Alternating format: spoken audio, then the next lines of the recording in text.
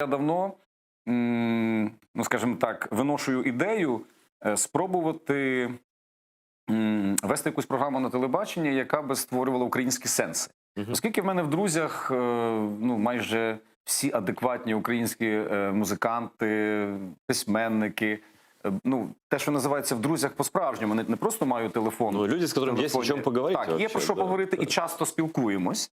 То було би, мабуть, непогано знайти час і спробувати себе от в ролі такого, ну, я не знаю, друга митців, який розмовляє в неформатній атмосфері, де кожен може себе почувати як в себе вдома, там на кухні, грубо кажучи, такий бекстейдж собі зробити, де ми могли би розмовляти на ті теми, на які навряд чи хтось інший міг би цих людей витягнути. Тут мова йде про, ну, про українські наративи, про українські сенси, про українську реальність. Тому що музиканти, митці дуже бояться слова політика.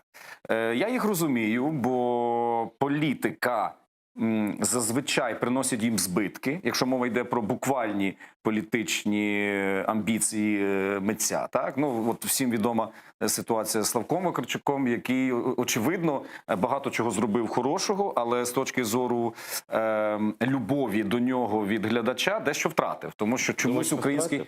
Ну, думаю, що втратив, тому що український глядач чомусь вважає, що як тільки хтось із свідомих українців, музикантів стає частиною політики, то це вже щось погане.